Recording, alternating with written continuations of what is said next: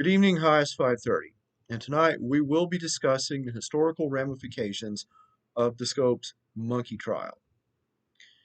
During the 1920s and 1930s, the fundamentalist modernist controversy fueled ample debate within the Presbyterian Church as well as other Christian denominations within the United States. The epicenter of this controversy revolved around the primacy and literal acceptance of Scripture as a basis for belief and doctrine within these sects. Now, along with the matter of Scripture and literalism, other matters were similarly brought to the forefront of the debate, including subject matter relating to evolution, the interconnectivity of faith and science, and the idea of a more generally progressive approach to religious thought and practice.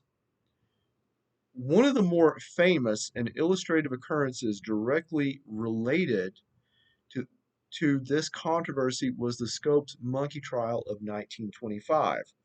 The trial took place in Dayton, Tennessee, where a local high school science teacher was charged with teaching evolution. This was in violation of a state law which prohibited such.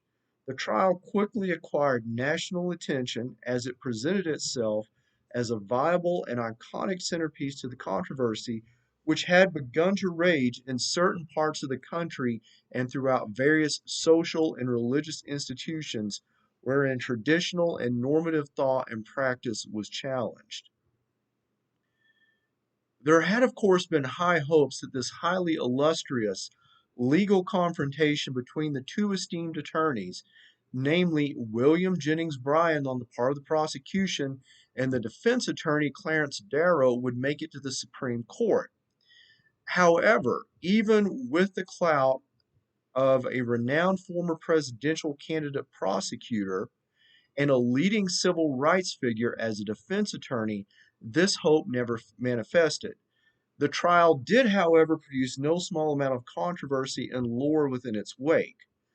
There has been some conjecture, for example, as to the role Scopes played in the trial out of individual choice or as a pawn under the auspices of Walter White, the school superintendent, who sought a willing candidate to test the legal waters in regard to the acceptance of such teachings.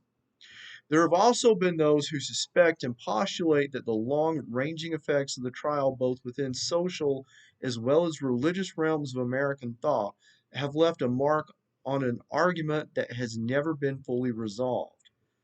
As witnessed firsthand by Gary Lindell Scott as late as 1967, who was likewise dismissed from his job as a high school science teacher for teaching evolution in Jacksboro, Tennessee.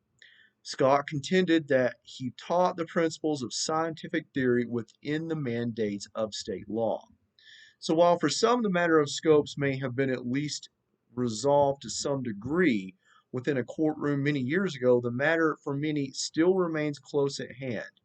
It continues to touch on many of the issues postulated during the time of the great fundamentalist controversy, and it will likely be with us for some time to come. Thank you.